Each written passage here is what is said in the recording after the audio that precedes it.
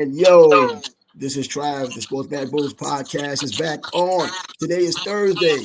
With today being Thursday, Bryce and I normally do a show that goes into the NFL season because this is college and NFL season.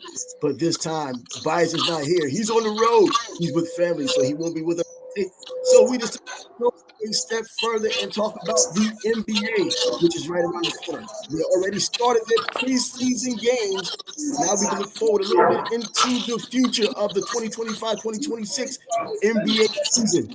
I have some Tari, Dynasty, Michael Moss, and Jermaine. We're going to talk a little NBA up until, well, we get tired of talking about the NBA. We're going to try to talk about the teams that are available right now. Well, all 30 teams in the NBA. So let's start off. Well, the defending champs, OKC. Everybody's looking up at them. They re-upped a lot of their key players, especially SGA. It looks like they're probably one of the few teams that could repeat over the past several years. You know, the Denver Nuggets, when they won, it looked like they had the parts to continue to do what they've been doing. But this time, whoever's TV is on needs to turn it down. And so whoever's this time around, it looks like OKC does have to move forward. Can they move forward? Time, Steve. Yeah, Oklahoma City is championship pedigree. OKC won the 2025 NBA Finals, as we know, over the Indiana Pacers in 7 games, becoming the youngest team in NBA history to win the title. Shai Gilgeous, our boy Shai Gilgeous-Alexander earned MVP Finals, MVP. He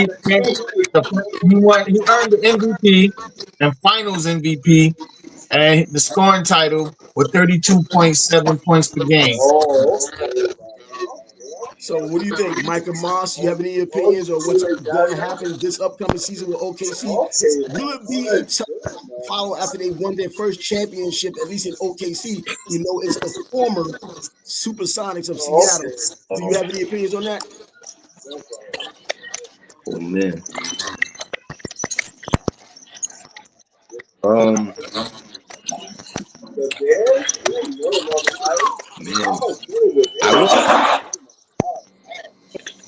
I really, even though SGA he won the championship, scoring titles and whatnot, I don't see him going back to back. You don't see them going back to back. I mean, I think out of all the teams in the NBA right now that are set to go win a championship, I think that they're probably, they were dominant throughout the entire season. So this isn't something that they got good as the season went on. They were good from the beginning pretty much to the end. And now they kept in place the core of that team, which most teams haven't done after they won their championship. I think they're probably more than likely to be the team that could go back to back. What are your opinion on that, Jermaine? I can't hear you. Get the words right out of my mouth, Trev. I can't hear anything. I can't hear nobody. Okay. You can't hear anybody? Okay, you can't hear nobody, so you can hear me say what I gotta say. Yeah, Trev,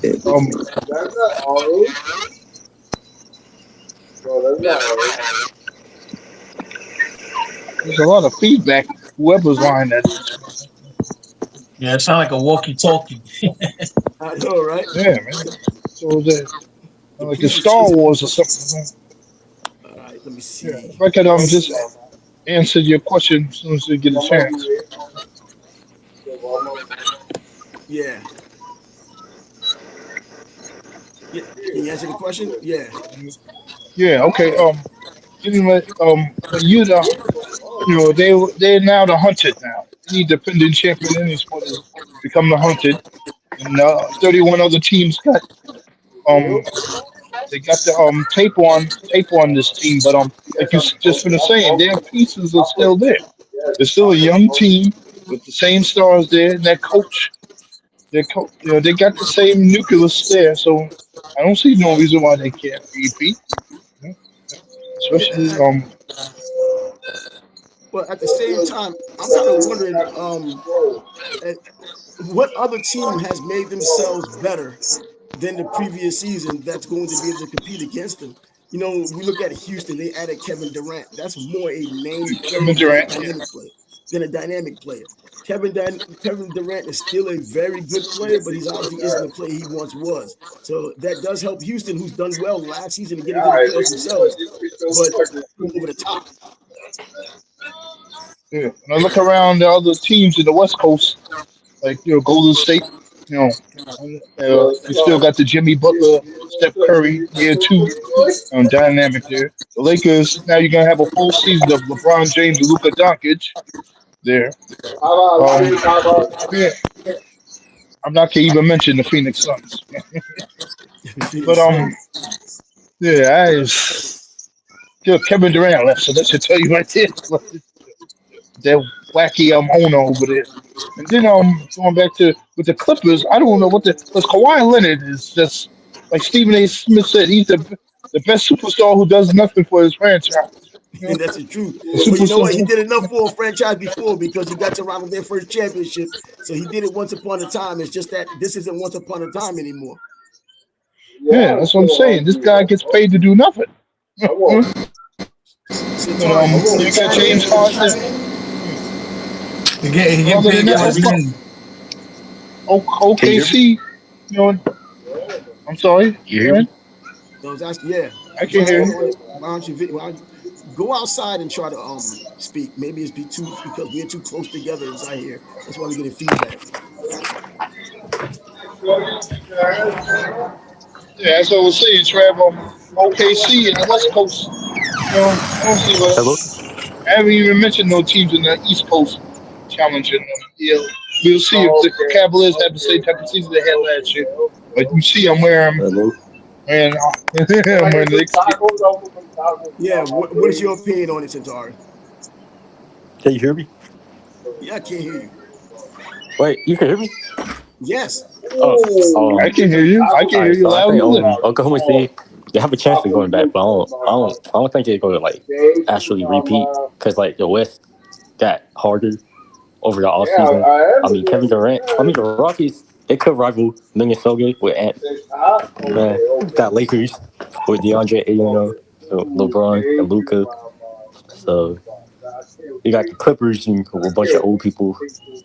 But like, if healthy, they probably could make a deep run. And you still got the Nuggets with Joker out there. So Yeah, but the joke is still out there, but this isn't the same. They were never 2 seasons ago. even You if it's know, not, even if this it's is not the same they were Joker. 50-32 last season. Still a solid season, but they were pretty much off in the playoffs and they weren't as competitive as you would have expected for them to be.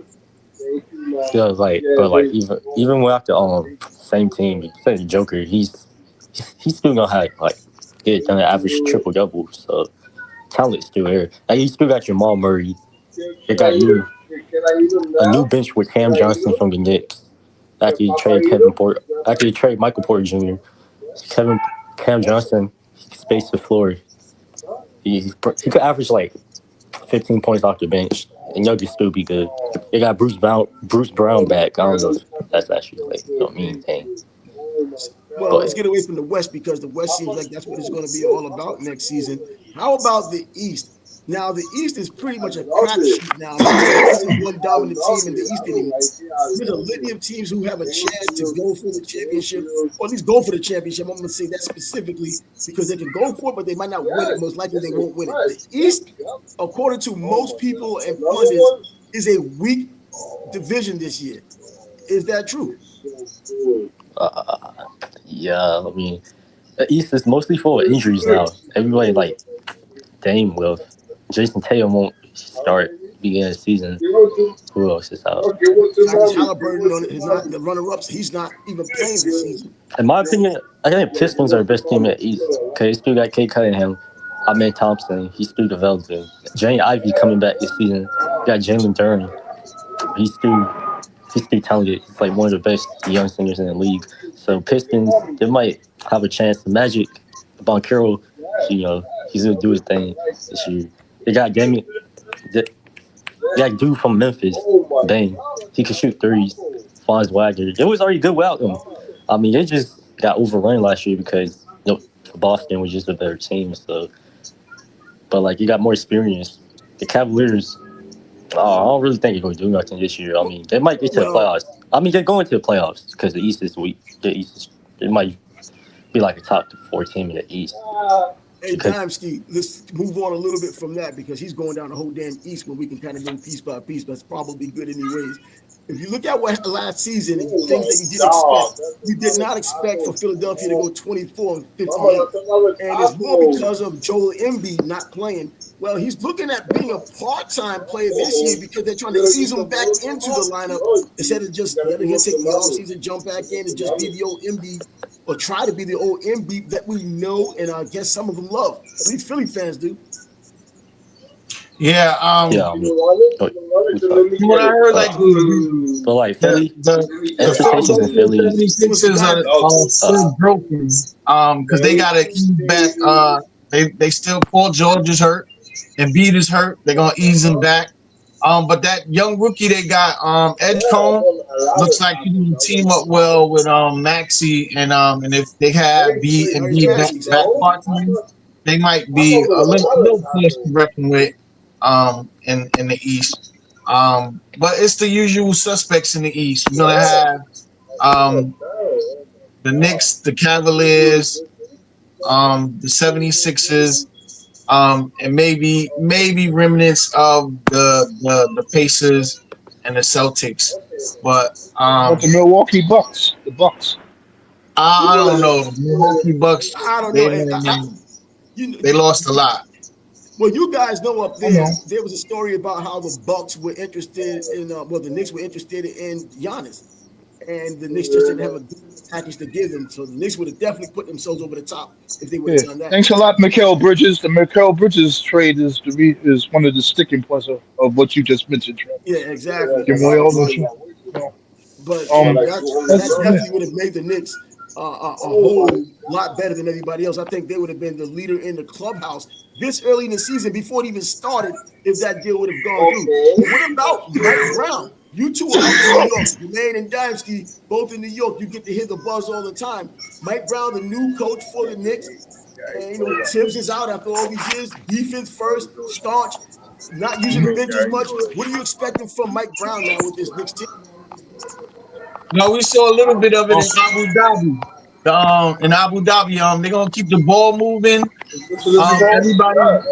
Everybody's playing unselfishly. The ball is not sticking with one player, and dribble, and then and watch him while he try to make a move.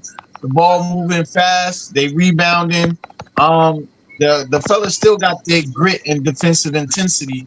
So like his Mike Brown is just implementing a new offensive philosophy with the grit and the defensive tenacity that our players already have. So I'm looking forward to the season. And yeah, Giannis would have been a good addition if we'd have got him like so the rest of during this the is off all. season. And I know the Mikal Bridges trade has took a lot of assets, but to keep breaking this team up, breaking it up after we get a little continuity. We got to the conference finals. I was telling Jermaine before, so let's at least see what we can do with our guys because we sent Randall and my boy Dante on their way before giving them another run to see how deep we can go with a full squad. So I think sometimes I know sports is about money and about wins, but sometimes they gotta have a little patience when they put something good together and they see it. When you see a little something work, you gotta give it a little chance to come together so that we can put it so we can see the fruitions of those flashes. But they just won't let it happen. Yeah, I was a little broken too with Dante DiVincenzo, man. I think he was one of those players that you needed. He was definitely a glue guy, they call him, but he was also like any player, I believe, in the NBA at any given time, they can give you that 30, 35-point game. The 15th guy on the bench or the number one guy that you expect. Those guys can do it at any time. That's how the talent level is. Dante DiVincenzo was that type of guy. Yeah, I felt the same way, and you know what I'm saying. Like people was giving um, Randall a hard time, but Randall, when we had the full squad, we went on a run in like I think December. We was like 13-2 or something like that in the month of December. So I'm just saying they didn't look at that little bit of that small piece to say, okay, when these guys are pretty healthy, they unstoppable. They just like they when they're happy with locker room things and behaviors and trying to quickly make a move. They moved on from our fellas. So now we got a new group in New York, and it's looking good. And those additions of Clarkson and Yabusele and Malcolm Brogdon was on our radar for a little while too, but now we got him without losing anything. So I feel like let's give this squad a shot to see how deep they can go, especially with Indiana and Boston licking their wounds. Even though we still got to deal with the young bucks like Orlando and Detroit, in but Detroit for real. let's see what And we can do. Michael Moss was out for a little bit, so he didn't get to hear a lot of what might have been said. But we're going to talk about just the Knicks right now. Going to the conference finals, losing to the Indiana Pacers, losing to the Oklahoma City Thunder. Do you have any perspective on what the Knicks have this year? Because the East seems like it's the weakest conference. It's the weakest I've seen it in a while, at least on paper. We don't know anything until they start playing, but on paper and visually, which you can kind of try to visualize now, it looks like the East is not going to be that good. So it's for anyone to take. The Knicks seem stable enough to do it because Boston's wounded. And, Diamond talked about Boston being wounded and some of the bigger teams being wounded. But an easy conference to win for anybody who wants to do it. Um, I definitely agree with you saying that the East is the weakest it's ever been, and I 100% agree. A lot of moving around, a lot of shifting, a lot of team changes, but from the looks of it, I still think that the East can win something, especially the Knicks. Definitely the Knicks. The Knicks have added on. They didn't really lose much, so I think that um that the Knicks might be able to take it, but again, you still might have to deal with the Pacers or any other younger team that tries to step up in that place. Now, a team I wanted to talk about, I mean, let's just bring it up since we're already in the East, and one of those young teams, which I think has an all-star player, superstar player in Banchero, well, the Orlando Magic. It looks like they were making their move last year, and I expected it when Banchero was drafted. I knew that he would be the leader of this team and that they would move forward. And I knew Cole Anthony wouldn't be part of this team after a while, and now he's not part of the team. Banchero, Orlando Magic, the Wagner brothers, all of that stuff that came together last year. What do you see for this year, Michael? Um, I see a lot of playoff potential. They have a chance to be a really strong team. Getting rid of Cole Anthony, I feel like that was a smart move in order to bring in some younger guys to take in that spot and for them to develop and be better than what Cole Anthony has set in place. But then they bring in Bain. Then they get Desmond Bain in return down there. They did, and Is that? they I did, mean, and I that feel like that's a excellent pickup. yeah, that's what I was saying. I feel like that's a way better asset and a better pickup than Cole Anthony. Oh, absolutely. I mean, I've been hearing for years that Cole Anthony wouldn't be with the team long, and it seems like that had turned out to be true. I knew somebody who's inside the game. I used to go down to the media day, and I met people down there, and they were telling me that he might not be around long, and it took some time, but now he's not around. He never lived up to expectation, never turned out to be the player they thought he would be coming out of North Carolina. In fact, he fell in the draft a little bit, being the player he was in North Carolina. And from what I hear, it wasn't because of just talent. It was because of attitude and all that other stuff that comes along with it. But anyways, we'll stay in the state of Florida and we'll talk about, well, the Miami Heat.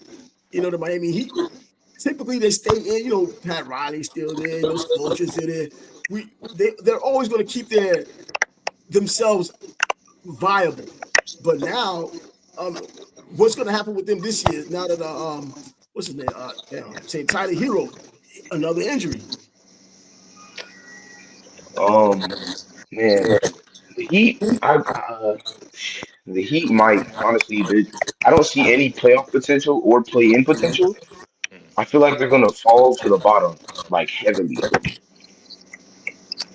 Well, 37 and 45 last season showed that they probably were. But one thing you're going to have when you have anything dealing with Pat Riley, you're going to have defense played. And last year they were 10th in the league with defense.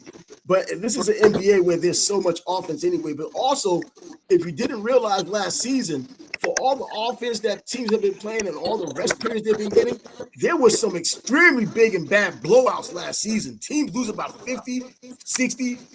Professional teams. That's never happened as consistently as it did last season.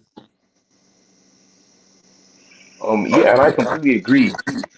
And also just looking at it, the league is now more so dominated by offense. It's a more offensive scheme league. Not too much defense, like major defensive things going on when it came to the league. And also, you mentioned the blowouts.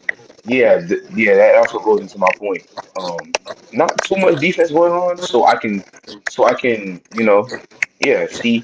But looking at it, the Heat and the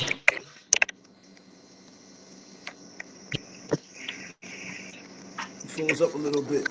But let me tell you something, man. We're talking about these big bad teams, man, but we forget to talk about Cleveland and how great Cleveland was last season. They got injured at the wrong time. That's pretty much what it was. They went 64 and 18 last season. They were number one in defense, and offensively, they were good enough. But when you're that good defensively, you don't have to do as much offensively. Donovan Mitchell certainly leading the way. So, Tarian, what is your opinion on what Cleveland will do this year? We talked about other teams. I mean, all right, Cleveland, they obviously gonna have a shot because the East is just weak. So they're gonna be up there. I think it's gonna be like top 3 team, top 2, probably even top 1. But like when playoff time comes, I didn't even think it would have a chance last year, even though it was the best record. Even though they got injured, it was just the injuries. I think was the reason why they didn't go. If the team would have stayed intact, I mean, they had like 3 players out at a time. I had the Knicks. I still would have the Knicks over Cavaliers, even if they want to beat the Pacers.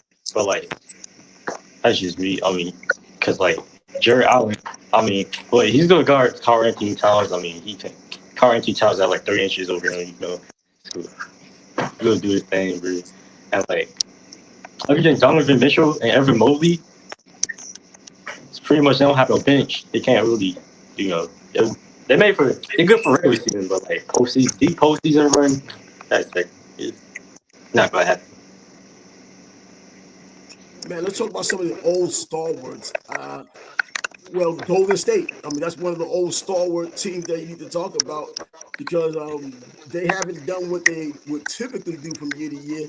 Steve Kerr, I'm not going to say he's been exposed as not being as good a coach because, Luke Walton was able to take that team too in their championship years. That's what got him parlayed into an NBA job eventually. But Golden State just 48 and 34 last season. Offensively, they're typically in the top bunch. Right now, they're below the halfway point. They were 19th last season, but at least they had some defense finally.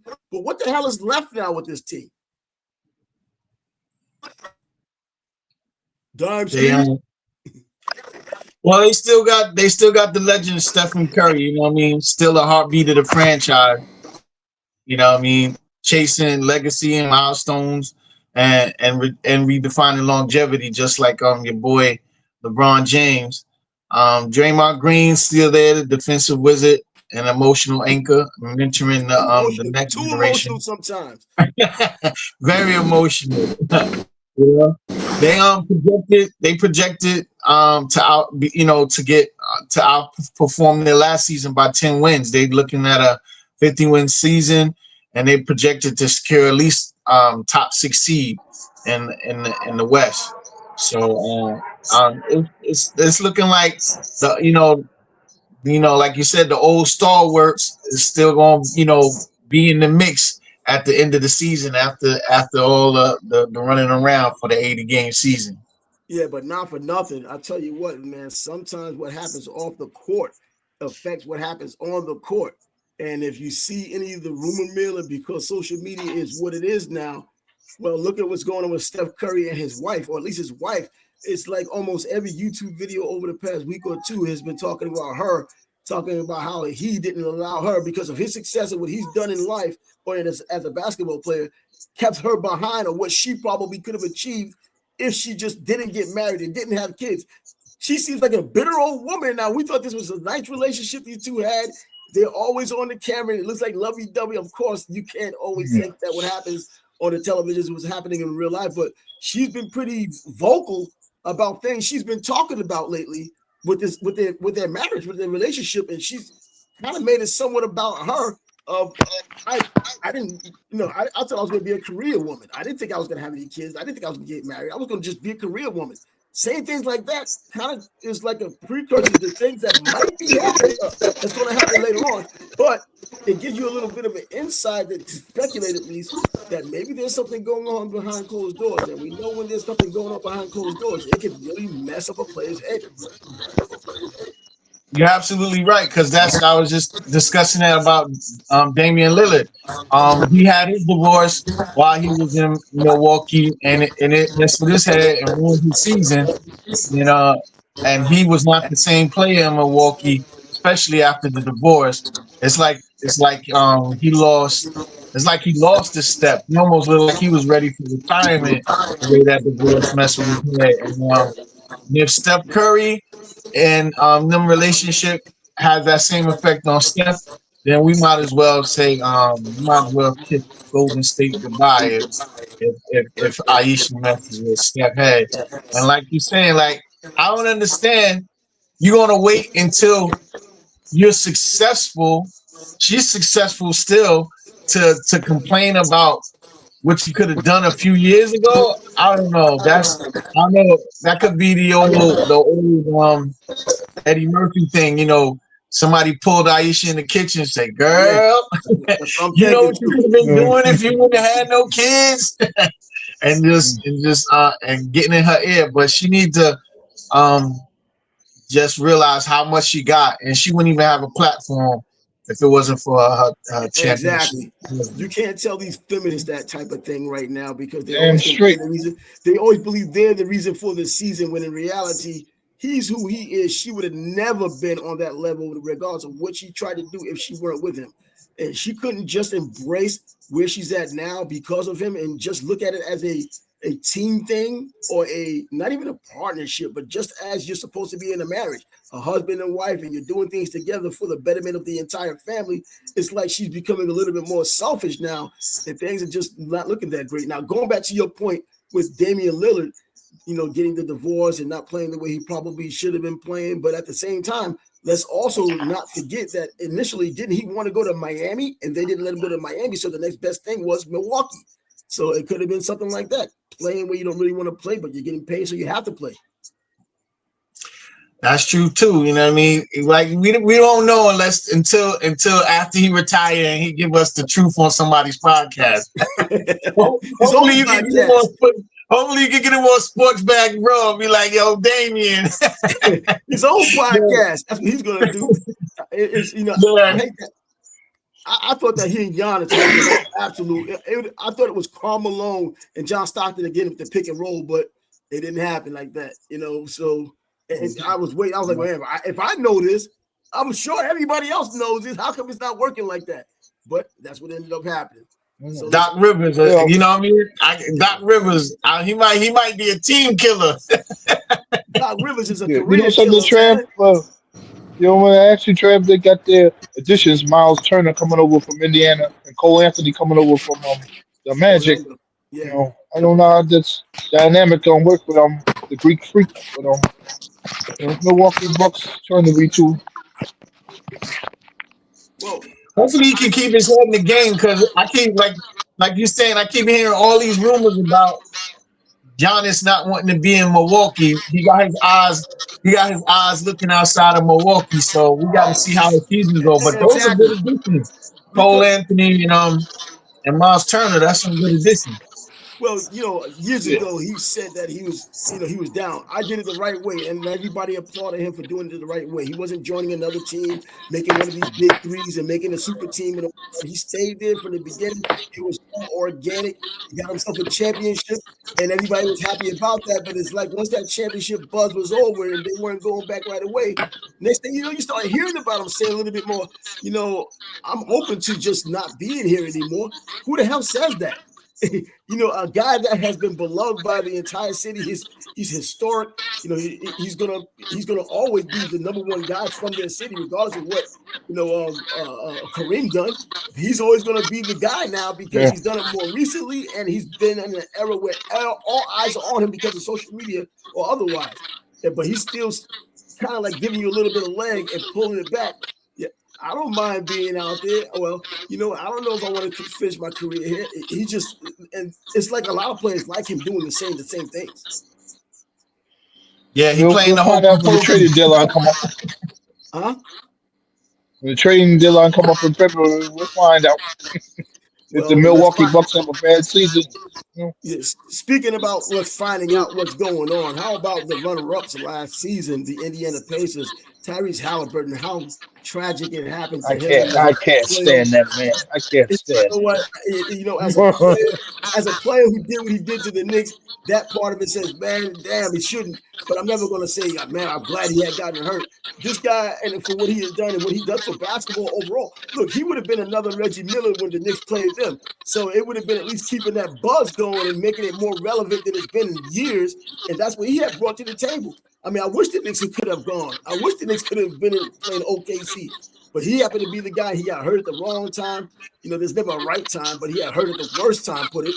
And now he's not playing at all this season, according to all involved. They were 50 and 32, still made the finals last season with runner-ups. But now they don't have anything now.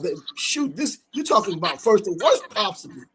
I mean, as long as the Wizards is there, they won't be first and worst, but they'll be down there with the Wizards. They'll close to it. That's what I'm saying. Yeah. No Miles Turner, no Tyrese Halliburton. I mean, I hope Nemhard and the other dude. What's the other guy's name? His name Nesmith escapes me right. Nesmith. Davis. Yeah, them guys or to step up. Siakam. And Yeah, Siakam, all three of them guys. And Siakam just old, bro. He came of age last season, man. He's always done some good things, but come on, last season he really showed up in the playoffs when he needed to do it. But either way, it's just that I hate that it had to end like that. But you know what? If the Knicks are going to get a championship and it just happens to be everything is easier on its way there or easier, I can live with that because they're still going to have to deal with whatever buzzsaw comes out of the West. Yeah, they still gonna have to deal with whatever comes out the West, But the East is gonna be, people saying it's weak, but it's gonna be very competitive in the East. You know what I mean? Yeah, but you know what? It's going to be competitive among one another. So if you like a big fish in a small pond, you're beating everybody up in the pond, and then all of a sudden that ocean over there is where you want to be, and you're no longer the big fish anymore. You're just another fish or even a smaller fish than their biggest fish. And so if you just beat up, it's competitive to watch because you're in that division or that conference. But once you go over to the other conference, then what? In the other division, then what happens? It's just gonna get roughed up, jacked up, and it's gonna be just intense. Yeah, you're right about that. That's the thing about seasons, right? You can talk all these projections. You gotta wait until the whistle is blown to see how everything's gonna turn out. But I'm looking forward, to seeing the inter games, the interconference games, the conference games, especially see how Eastern teams handle Western teams in those only couple of times I get to see them in a season. How about one of those Western teams we can switch to right now in the South, of course, that was the buzz of the NBA just 3 or 4 seasons ago, the Atlanta Hawks. Trae Young, not newly married, but he's married, but they also added Kristaps Porzingis when he's healthy, still almost a unicorn, definitely can help a team out. But how much does he help out? How much does he help out Atlanta? Michael Moss. Well, I didn't even give much thought on this, but you got two guys I can't stand. Porzingis and Trae Young, who takes pleasure in always sticking it to the Knicks and us Knicks fans also. But Yeah. having another piece there to take some of the pressure off of him, that should help them out. Even though I don't want it to. That's help the But we Atlantic. were talking about not too long ago. He was a star player. He was a rising star on the cusp of superstardom, coming out of Atlanta almost on that Dominique Wilkins aura. And now what? I mean, he's still putting up points, but they're not winning a damn thing. And so what difference does it make? Well, you bring in Porzingis, and when he's healthy, but most times he's not. We've seen it act several times now with different teams. Down in Dallas, he was supposed to have been Batman and Robin along with what's his Luka. name? Luka. Luka. He and Luka supposed to be Batman and Robin, 1A, 1B. The next thing you know, when Luka did go down and left the show to Porzingis, they couldn't win. Yeah, Chris he's a Knick killer, and it's like every Knick player that leaves the Knicks, they get a chip. But just like you're saying, like Joe Benengo said, he couldn't wait to get the hell out of here. You know, when he was Knick, he couldn't wait to get the hell out of here. He had the skids greased already. Well, his brother was mainly because of that, but he didn't want to be here. He's fragile, so he needs some milk. He needs some milk. Just like the internet. He needs some milk. Yo, let's fly back up into New York for a minute, man, and just talk about these Brooklyn Nets. 26 and 56 last season. Do we have to? What's going on with that team? I got a Nets fan over here, so don't talk to him. He likes the Nets. I got a Nets. I'm within the earshot of a Nets fan, so I got to be careful. I don't know. The Durant, Harden, and Kyrie thing crushed that team. That team is just picking up pieces. But was it every year Steve Nash? Was it Steve Nash being a bad coach? Or those two never really playing together? They didn't play more than 25 games together, all three of them. That's true. And they didn't give Steve Nash a chance to be coach. That's what I'm saying. There was always this pressure to get him out of there before he even really solidified with those guys playing. It was just as much them as it was him because they couldn't stay healthy. I'm not saying that it was deliberate, but that's what happened. Yeah, the ghost of the Brooklyn Nets. They brought in that tree. They brought in the trio from Boston. They didn't deliver. They brought in that trio with Harden, Durant, and that just didn't work either. Now they just picking up the pieces, you know. That whole franchise. Take a minute for that franchise. How long are they supposed to pick up these pieces? I'm like, seriously. I can't tell you, Trav. I'm at a loss for words. For real, man. I mean, I know one thing. When they had those three, everybody was talking smack to the Knicks. Yeah, the Knicks ain't nothing. You got Kevin Durant and Kyrie Irving and this and that. I'm like, okay, all right. Now, how's that working out for you now? Oh, who's playing that? A piece of the damn Nets and the lowest player in the freaking on the payroll is had more money than what Jay-Z would put into the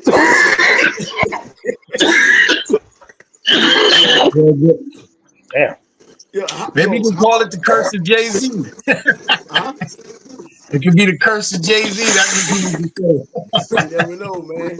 Yo, I know we wanted to try to talk about as many teams as possible in whatever allotted time period, but how about the Charlotte Hornets? When can they ever get this right? I mean, LaMelo Ball is still going to be a superstar in this league. He's a star right now, even with a 1963 team.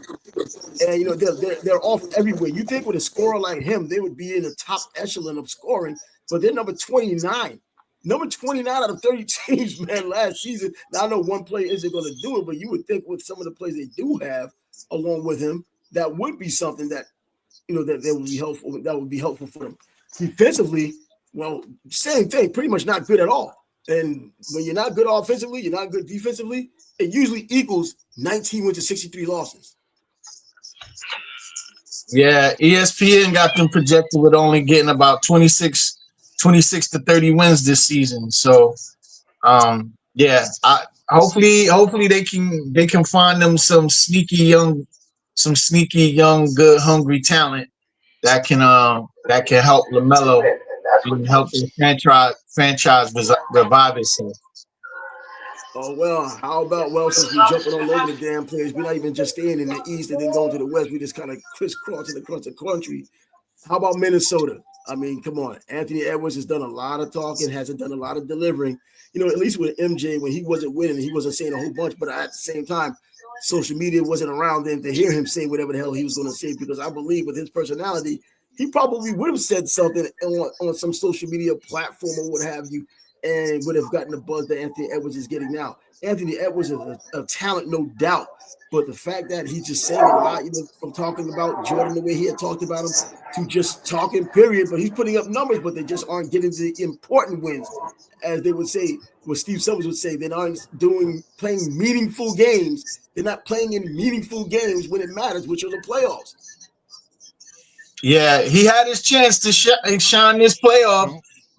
You know what I mean? They got pretty far this season, but that's when the superstars rise in those superstar moments, That's how you and become Anthony superstar, by Edwards doing didn't that. do it.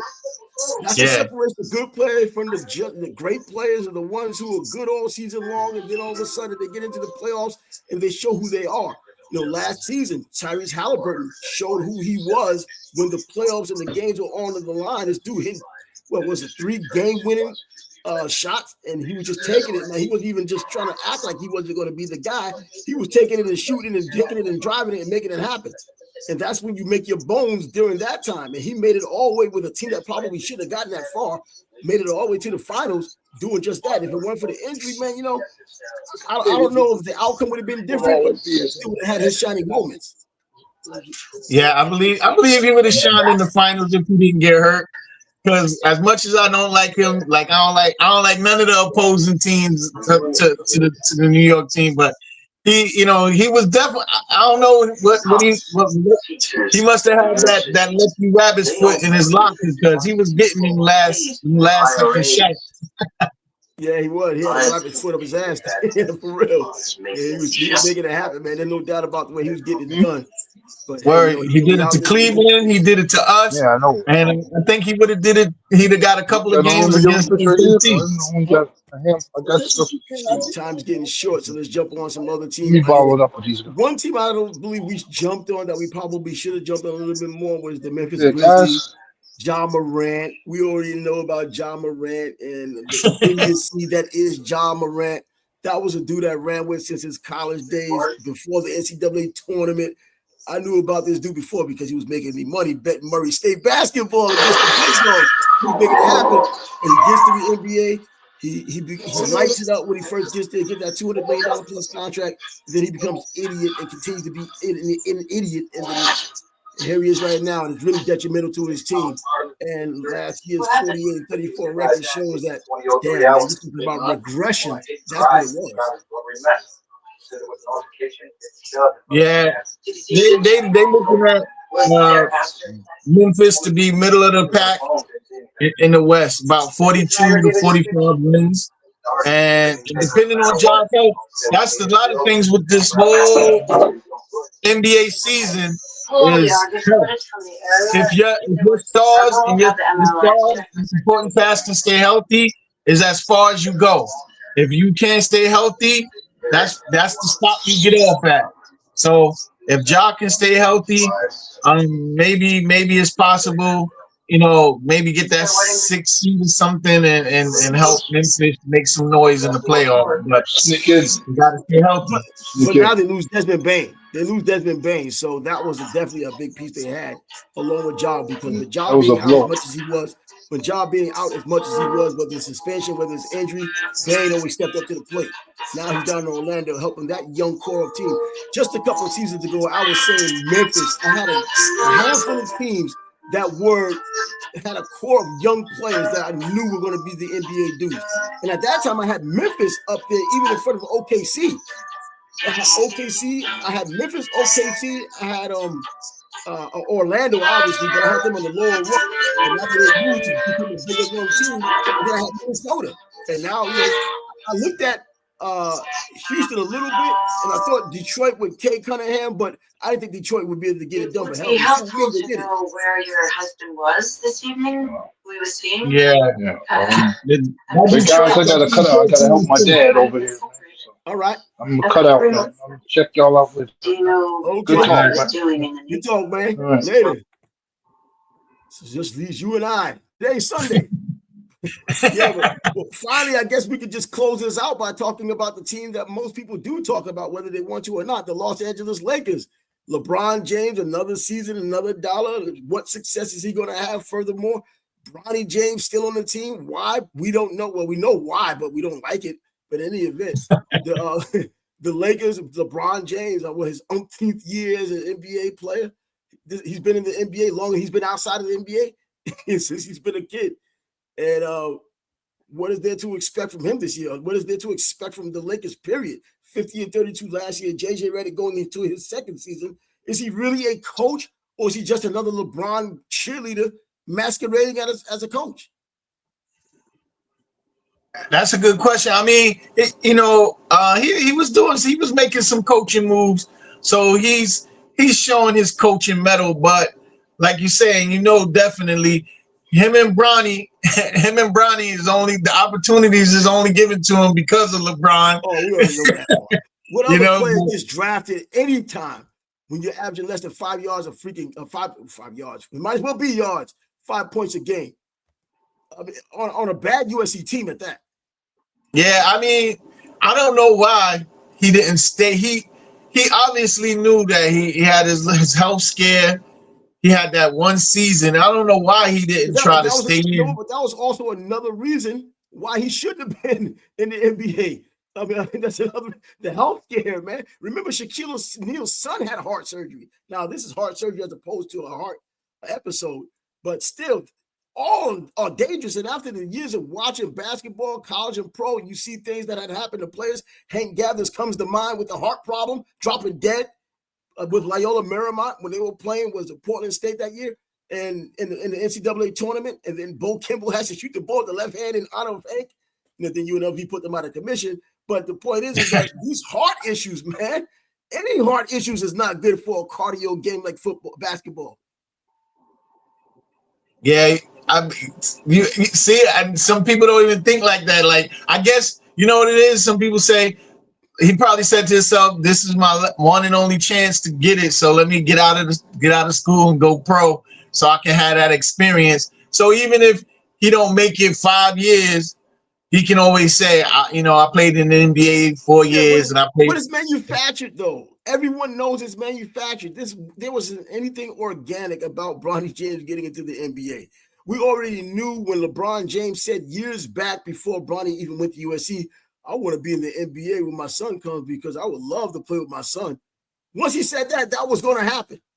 So this dude could have came out in a wheelchair and he still would have been playing. It wouldn't have mattered, man. And it sucks that it's like that because you took an opportunity away from somebody who scored 6 points a game instead of 5 or less, like Bronny James did. And it's, but that's just how it goes. I'm not even going to say the hierarchy. That's just the way things are when you're LeBron James and then someone else's son is not LeBron James' son. And this is what we get. And I hate that. And look, his son is doing everything honestly. He's trying his best, but for the ability he has, you have to understand how talented players in the NBA are, man. These guys are freaks of nature. I've been on the floor with these players. I've seen these players. I've spoken to these players, bro. These aren't normal dudes just looking at them physically. And I went down to Orlando when they weren't even a good team. Hell, they just became a good team a couple of years ago, 2 years ago. I went down there when they were even worse than that. And I'm looking at these guys like, damn, these dudes is like physical freaks. I went to when the NBA Olympic team came here back in Florida, back in, I think it was 2005. Same thing. They played Puerto Rico here before heading out to the Olympics, or was it 2004? One of those. But anyways, I was like, look at these guys, freaks of freaking nature. And Bronny James isn't. He's just a regular dude, but got an opportunity he shouldn't have gotten.